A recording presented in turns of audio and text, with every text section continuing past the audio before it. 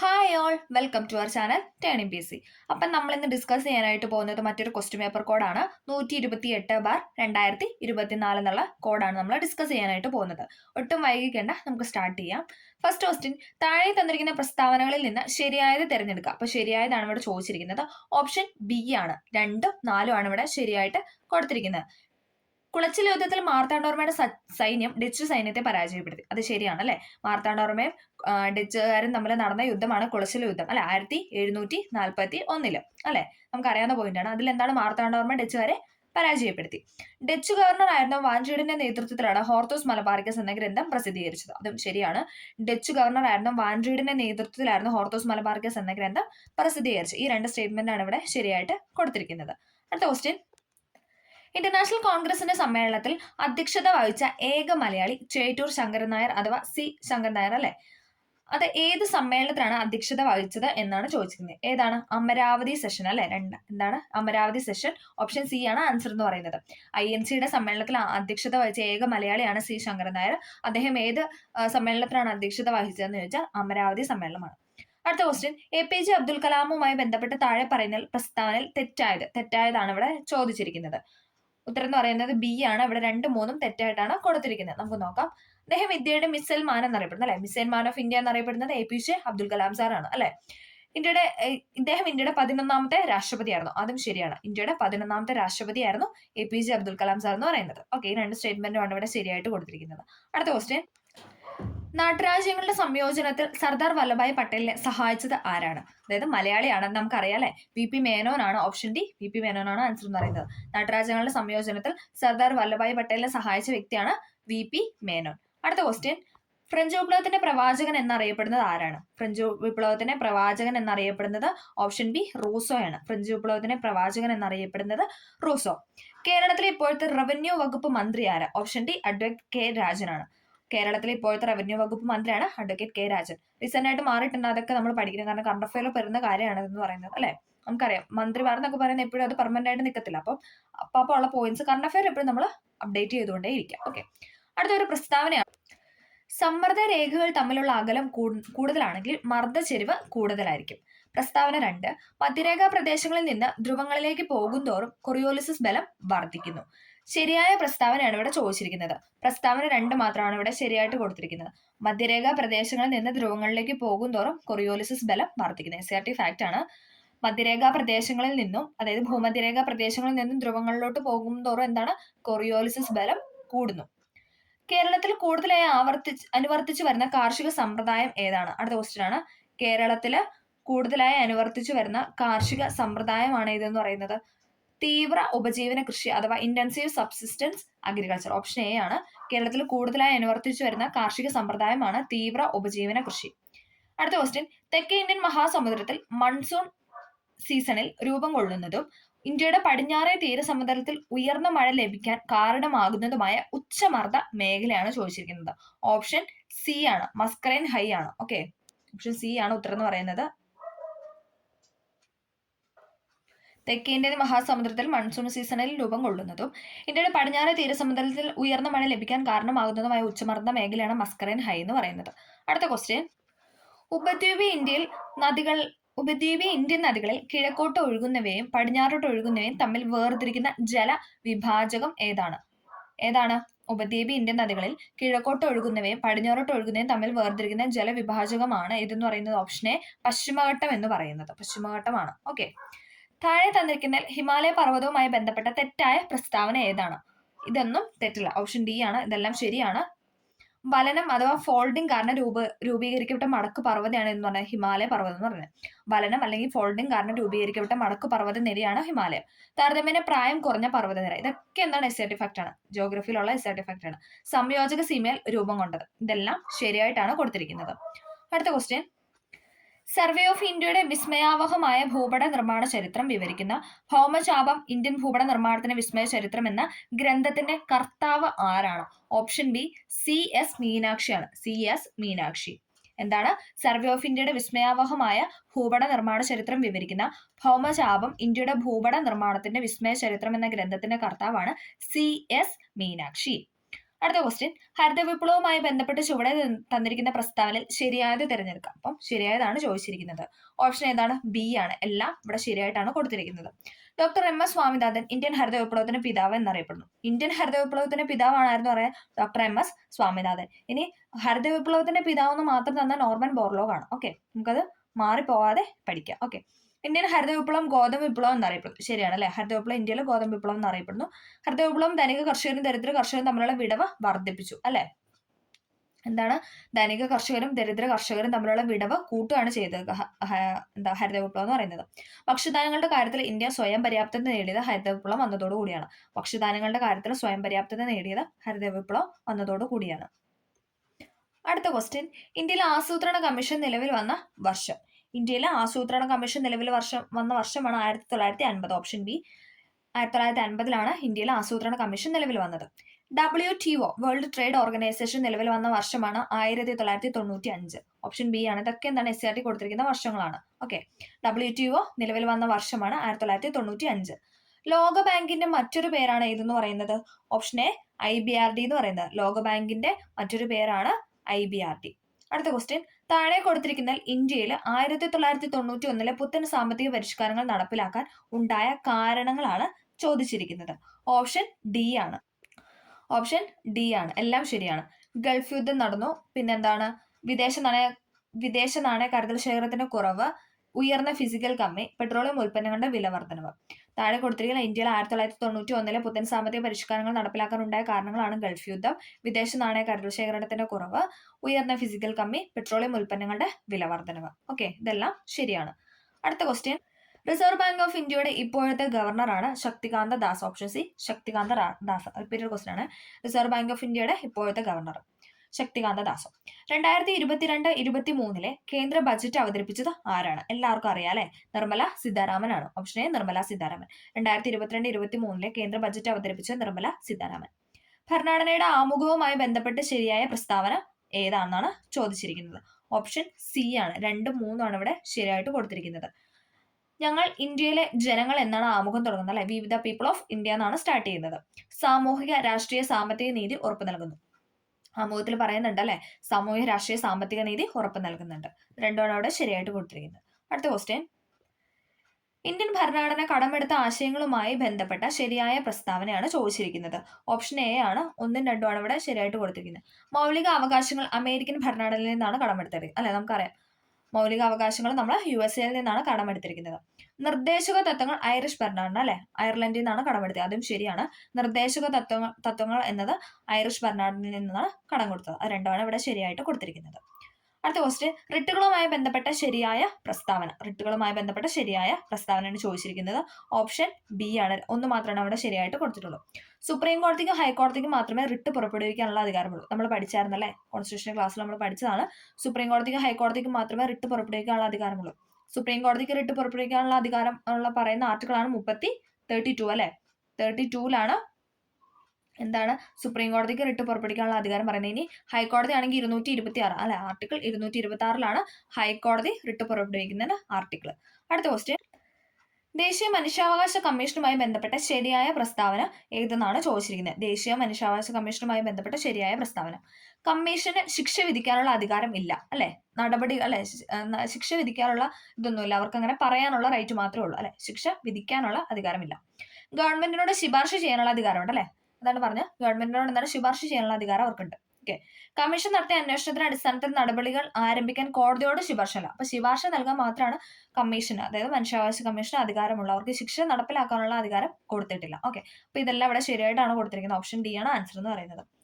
അടുത്ത ക്വസ്റ്റ്യൻ, നിർദ്ദേശക തത്വങ്ങളുമായി ബന്ധപ്പെട്ട ശരിയായ പ്രസ്താവനയാണ് ചോദിച്ചിരിക്കുന്നത്. അടുത്ത നിർദ്ദേശക തത്വങ്ങളെ പറ്റിയാണ് ചോദിച്ചിരിക്കുന്നത്. ഓപ്ഷൻ എ ആണ് ആൻസർ എന്ന് പറയുന്നത്. ഓക്കെ, 2ഉം 3ഉം. മൗലിക അവകാശങ്ങൾക്ക് പുറമെയുള്ള ചില അവകാശങ്ങളാണ് നിർദ്ദേശക തത്വങ്ങൾ എന്ന് പറയുന്നത്. നമുക്കറിയാം അല്ലെ? നമ്മൾ പഠിച്ചിട്ടുണ്ട്.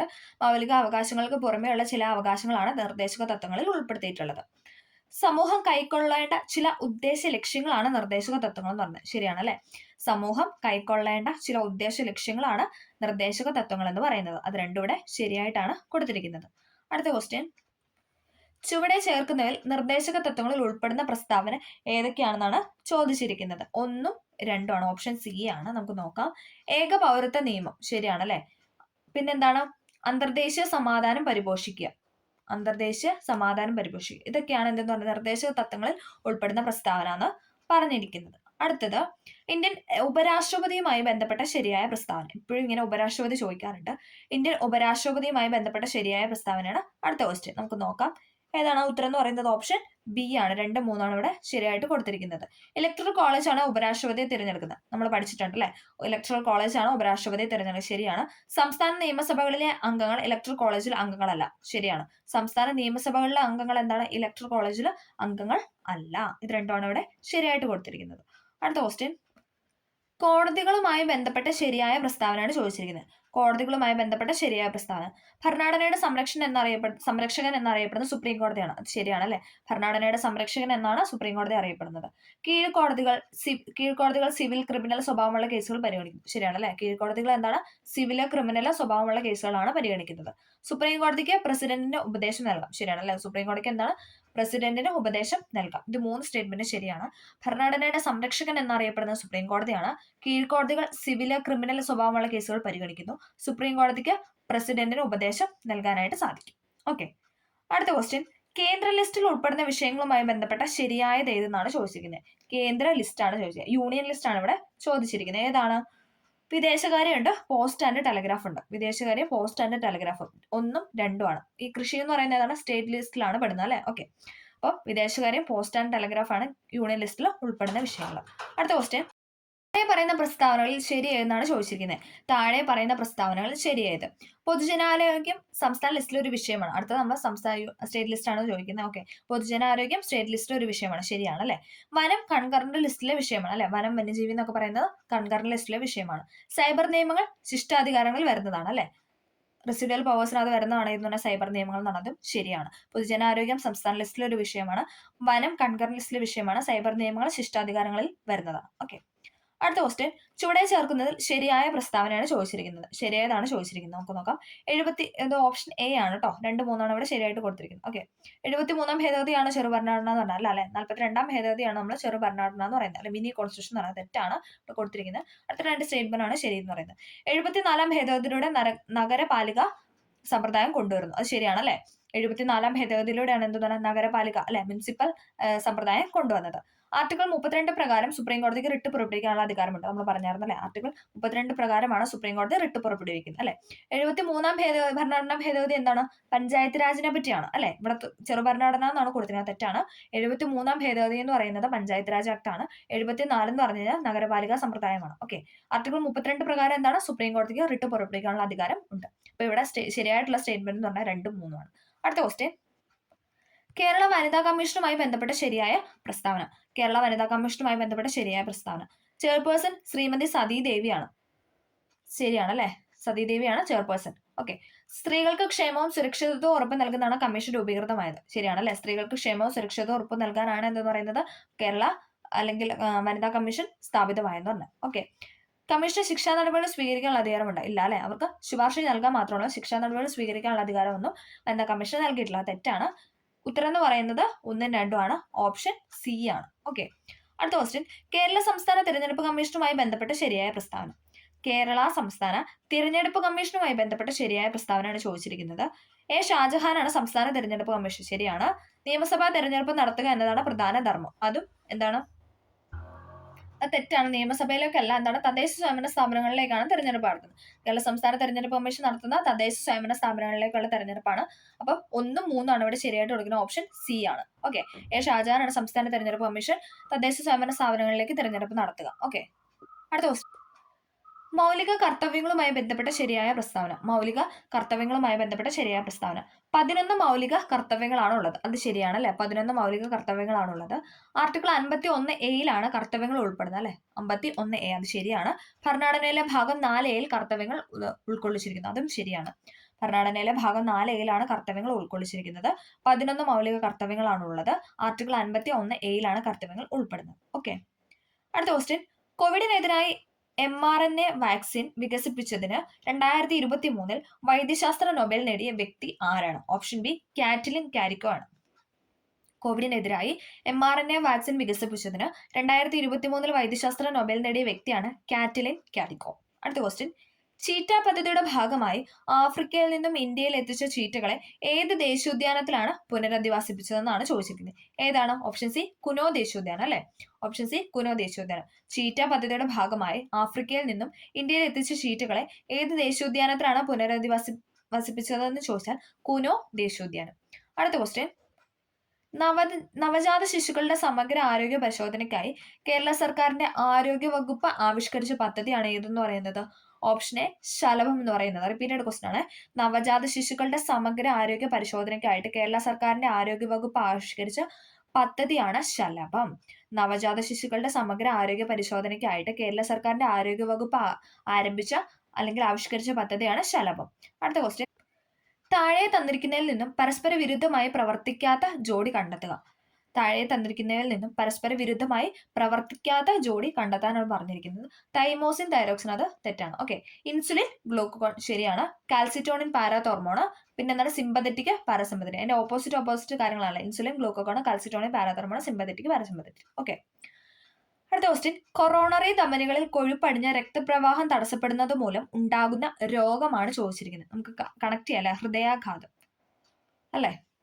കൊറോണറി ധമനികളിൽ കൊഴുപ്പടിഞ്ഞ രക്തപ്രവാഹം തടസ്സപ്പെടുന്നത് മൂലം ഉണ്ടാകുന്ന രോഗമാണ് ഹൃദയാഘാതം. ഓക്കെ, അടുത്ത ക്വസ്റ്റ്യൻ, താഴെ തന്നിരിക്കുന്ന ശരിയായ പ്രസ്താവന തിരഞ്ഞെടുക്കാനാണ് പറഞ്ഞിരിക്കുന്നത്. നമുക്ക് നോക്കാം. ജീവകം എ, ഡി, സി, കെ എന്നിവയാണ് കൊഴുപ്പിലേക്കുന്നത്. തെറ്റാണ് അല്ലെ. കൊഴുപ്പ് കേടാന്നാണ് നമ്മൾ പഠിച്ചേക്കുന്നത്. K, E, D, A. Vitamin K, vitamin E, vitamin D, vitamin A ആണ് കൊഴുപ്പിൽ ലയിക്കുന്നവ. ഇനി ബിയും സിയും എന്താണ്? അത് വാട്ടർ സോലുബിൾ ആണ്. ഇതിനകത്ത് സി തന്നിട്ടുണ്ട്, അതുകൊണ്ട് തന്നെ ആ സ്റ്റേറ്റ്മെന്റ് തെറ്റാണ്. ഓക്കെ, അടുത്തത്, ജീവകം ബി3യുടെ അപര്യാപ്തത രോഗമാണ് പെല്ലഗ്ര. ശരിയാണ് അല്ലെ. ജീവകം ബി3യുടെ അപര്യാപ്തത രോഗമാണ് പെല്ലഗ്ര. എല്ലുകളുടെയും ശരിയായ വളർച്ചയ്ക്ക് ആവശ്യം എ സഹായിക്കുന്നതാണ് തെറ്റ്. എ അല്ല, ഡി ആണ് സഹായിക്കുന്നത്. ഓക്കെ, ജീവകം കെയുടെ കുറവ് മൂലം സ്കർവി ഉണ്ടാകുന്നു. ജീവകം സിയുടെ കുറവ് മൂലമാണ് സ്കർവി ഉണ്ടാകുന്നത് അല്ലെ. അപ്പൊ ഇതെല്ലാം തെറ്റായിട്ടാണ് കൊടുത്തിരിക്കുന്നത്. ജീവകം ബി3യുടെ അപര്യാപ്തത രോഗമാണ് പെല്ലഗ്ര. ഓപ്ഷൻ അല്ല, സ്റ്റേറ്റ്മെന്റ് ബി ആണ് ഇവിടെ ശരിയായിട്ട് കൊടുത്തിരിക്കുന്നത്. ഓക്കെ, മന്ദരോഗം ഉണ്ടാക്കുന്ന രോഗാണു ഏതാണ്? ഫൈലേറിയൽ വിരകളാണ് അല്ലെ. ഫൈലേറിയൽ വിരകളാണ് മന്ദരോഗം ഉണ്ടാക്കുന്ന രോഗാണു എന്ന് പറയുന്നത്. മന്ദരോഗം ഉണ്ടാക്കുന്ന രോഗാണുവാണ് ഫൈലേറിയൽ വിര. അടുത്ത ക്വസ്റ്റ്യൻ, എൻസൈമുകൾ ഇല്ലാത്ത ദഹന രസമാണ് ഏതെന്ന് പറയുന്നത്? പിത്തരസം എന്ന് പറയുന്നത് അല്ലെ. നമുക്കറിയാം കരൾ ഉൽപ്പാദിപ്പിക്കുന്ന രസമാണ് പിത്തരസം അല്ലെ. അതിലെന്താണ്? എൻസൈമുകൾ ഇല്ല. അതിനകത്ത് എന്താണ്? നമ്മൾ കരളിനെ കുറിച്ച് ഒരു ബോക്സിനകത്ത് തന്നിരിക്കുന്ന ഒരു പോയിന്റ് ആണ് ചോദിച്ചിരിക്കുന്നത്. ഇതെല്ലാം എസ്സേർട്ടീവ് ഫാക്ട് ആണ്. ഓക്കെ, എൻസൈമുകൾ ഇല്ലാത്ത ദഹനരസമാണ് പിത്തരസം. താഴെ തന്നിരിക്കുന്ന ദൂരത്തിന്റെ യൂണിറ്റ് ഏതെന്നാണ് ചോദിച്ചിരിക്കുന്നത്. ഓപ്ഷൻ സി ആണ്. 1, 2 എന്താണ്? ദൂരത്തിന്റെ യൂണിറ്റ് ആണ്. മീറ്ററും ഉണ്ട്, പ്രകാശവർഷമാണ്. ക്യാൻഡില ദൂരത്തിന്റെ യൂണിറ്റ് തെറ്റാണ്. താഴെ തന്നിരിക്കുന്ന ദൂരത്തിന്റെ യൂണിറ്റ് ചോദിച്ചാൽ മീറ്ററും ഉണ്ട്, പ്രകാശവർഷം. ഓപ്ഷൻ സി ആണ്. 1, 2 ആണ് ശരി. മഴവില്ല് ഉണ്ടാകുന്നതിന് കാരണം ഏതാണ്? മഴവില്ല് ഉണ്ടാകുന്നതിന് കാരണമാണ് പ്രകാശ പ്രകീർണനം. റിപ്പീറ്റഡ് ക്വസ്റ്റൻ ആണ്. മഴവില്ല് ഉണ്ടാകുന്നതിന് കാരണമാണ് പ്രകാശ പ്രകീർണനം. ഓക്കെ, മണ്ണെണ്ണയുടെ സാന്ദ്രത 810 കിലോഗ്രാം മീറ്റർ ക്യൂബ് ആണെങ്കിൽ മണ്ണെണ്ണയുടെ ആപേക്ഷിക സാന്ദ്രത എത്രയാണെന്നാണ് ചോദിച്ചിരിക്കുന്നത്. ഉത്തരം എന്ന് പറയുന്നത് 0.8110. ഓപ്ഷൻ എ ആണ്. 0.8110 ആണ് ഉത്തരം എന്ന് പറയുന്നത്. ആദ്യത്തെ L1 വിക്ഷേപിക്കാൻ ഉപയോഗിച്ച വിക്ഷേപണ വാഹനം ഏതാണ്? ഓപ്ഷൻ ഡി ആണ്. PSLV-C57. ഓപ്ഷൻ ഡി PSLV-C57 ആണ്. ആദ്യത്തെ L1 വിക്ഷേപിക്കാൻ ഉപയോഗിച്ച വിക്ഷേപണ വാഹനമാണ് PSLV-C57. അത് ഇമ്പോർട്ടന്റ് ആണ്. PSLV-C57. അടുത്ത ക്വസ്റ്റ്യൻ, ചന്ദ്രയാൻ 3 ദൗത്യത്തിലെ ലൂണാർ റോവറിന്റെ പേരെന്താണ്? ഏതാണ്? ഓപ്ഷൻ ബി പ്രഗ്യാൻ അല്ലെ. പ്രഗ്യാൻ റോവറോ വിക്രം എന്ന് പറയുന്നത് എന്താണ്? ലാൻഡർ ആണ്. വിക്രം ലാൻഡർ ആണ് കേട്ടോ. പ്രഗ്യാൻ റോവറോ വിക്രം എന്ന് പറയുന്നത് ലാൻഡർ ആണ്. ഓപ്ഷൻ എയുടെ വിക്രം ആണ് കൊടുത്തിരിക്കുന്നത്, ലാൻഡർ ആണ്. ഓക്കെ, റോവറിന്റെ പേര് വെച്ചാൽ പ്രഗ്യാനാണ്. ഓക്കെ, എന്താണ് കേവല 0 ഊഷ്മാവ്? എന്താണ്? ഓപ്ഷൻ സി -273 ഡിഗ്രി സെൽഷ്യസ് ആണ് കേവല 0 എന്ന് പറയുന്നത്. അബ്സല്യൂട്ട് 0 എന്ന് പറയുന്നത് -273 ഡിഗ്രി സെൽഷ്യസ് ആണ്.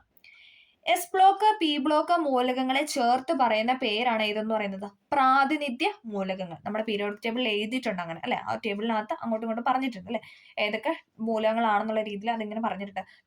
പ്രാതിനിധ്യ മൂലകങ്ങള്, സംക്രമണ മൂലകങ്ങൾ അല്ലെ, അങ്ങനെയൊക്കെ പറഞ്ഞ് തിരിച്ചിട്ടുണ്ട്. Okay, S block, P block മൂലകങ്ങളെ ചേർത്ത് പറയുന്ന പേരാണ് പ്രാതിനിധ്യ മൂലകങ്ങൾ.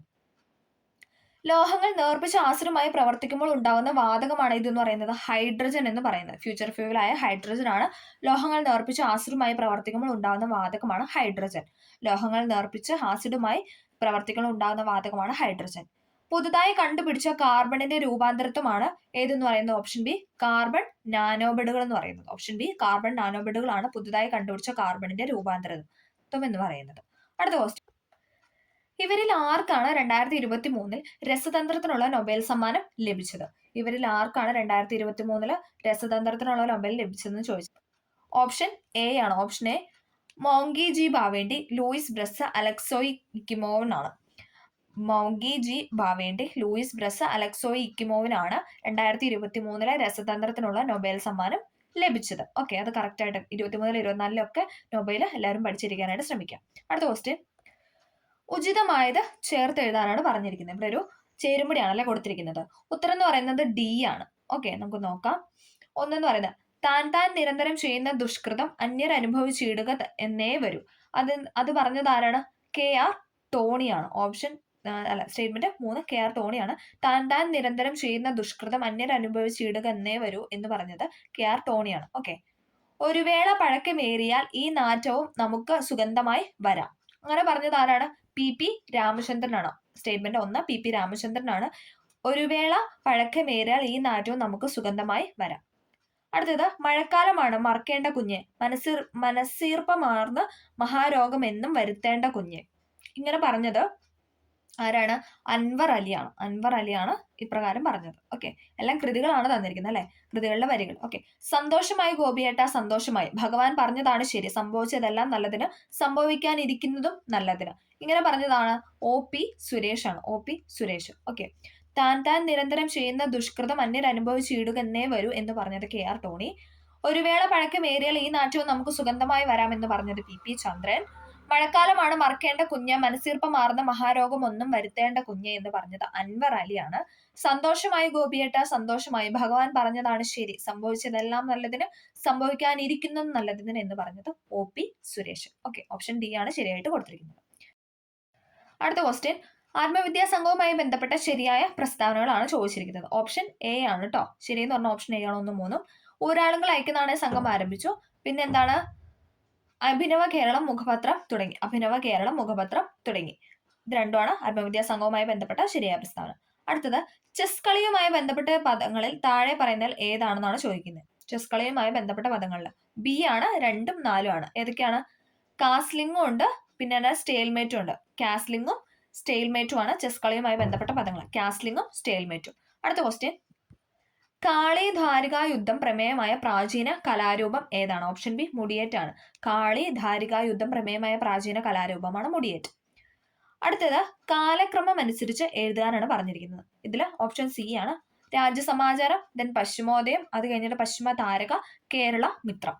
ഓപ്ഷൻ സി ആണ് ശരി എന്ന് പറയുന്നത്. രാജ്യസമാചാരം, അത് കഴിഞ്ഞിട്ട് ഇറങ്ങിയതാണ് പശ്ചിമോദയം, അത് കഴിഞ്ഞ് പശ്ചിമധാരക, അത് കഴിഞ്ഞ് കേരള മിത്രം. അടുത്ത ക്വസ്റ്റ്യൻ, കേരള സർക്കാർ നടപ്പാക്കുന്ന സ്നേഹപൂർവ്വം പദ്ധതിയെ സംബന്ധിച്ച് ശരിയായ പ്രസ്താവന തിരഞ്ഞെടുക്കുക. ഇതിൽ ശരിയായിട്ട് കൊടുത്തിരിക്കുന്ന ഓപ്ഷൻ ഡി ആണ്. മാതാപിതാക്കളിൽ ആരെങ്കിലും ഒരാൾ മരിച്ചു പോകുകയോ ജീവിച്ചിരിക്കുന്നയാൾക്ക് ആരോഗ്യപരമായും സാമ്പത്തികപരമായും കുട്ടിയെ സംരക്ഷിക്കാൻ കഴിയാതെ വരികയും ചെയ്യുന്ന സാഹചര്യത്തിൽ ഇത്തരം കുട്ടികൾക്ക് 1ാം ക്ലാസ് മുതൽ ഡിഗ്രി തലം വരെ ധനസഹായം നൽകുന്ന പദ്ധതിയാണ് ഇതെന്ന് പറയുന്നത് സ്നേഹപൂർവ്വം പദ്ധതി. ഒന്നും കൂടെ പറയാം, റിപ്പീറ്റഡ് ക്വസ്റ്റ്യൻ ആണ് ഈ സ്നേഹപൂർവ്വം.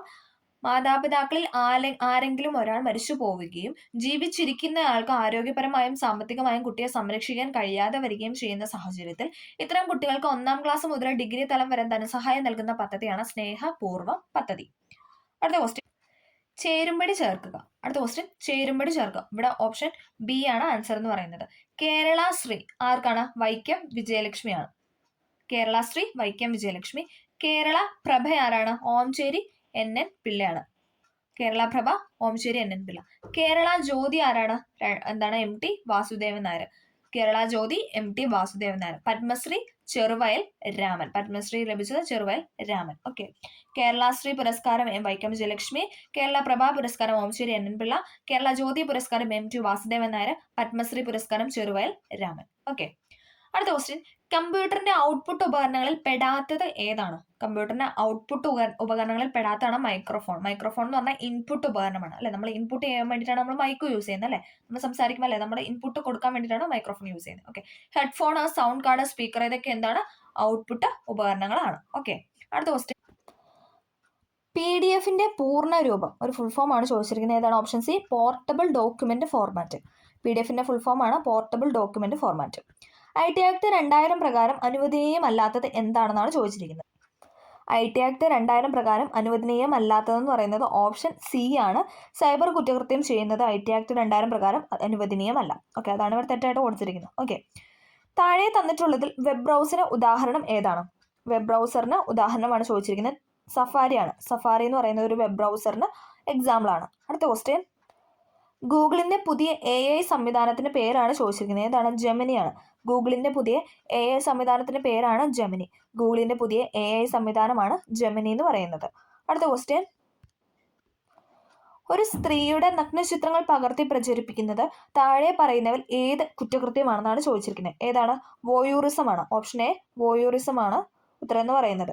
ഒരു സ്ത്രീയുടെ നഗ്നചിത്രങ്ങൾ പകർത്തി പ്രചരിപ്പിക്കുന്നതിന് താഴെ പറയുന്ന കുറ്റകൃത്യം എന്ന് പറഞ്ഞാൽ വോയൂറിസം. ഓക്കെ, ഉപഭോക്തൃ സംരക്ഷണ നിയമപ്രകാരം ജില്ലാ കമ്മീഷൻ അധികാര പരിധി എത്രയാണെന്നാണ് ചോദിച്ചിരിക്കുന്നത്. ഏതാണ്? ഓപ്ഷൻ സി, 1 കോടി രൂപ വരെയാണ് ജില്ലാ കമ്മീഷന്റെ അധികാര പരിധി എന്ന് പറയുന്നത്. ഉപഭോക്തൃ സംരക്ഷണ നിയമപ്രകാരം ജില്ലാ കമ്മീഷന്റെ അധികാര പരിധി എന്ന് പറയുന്നത് 1 കോടി രൂപ വരെയാണ്.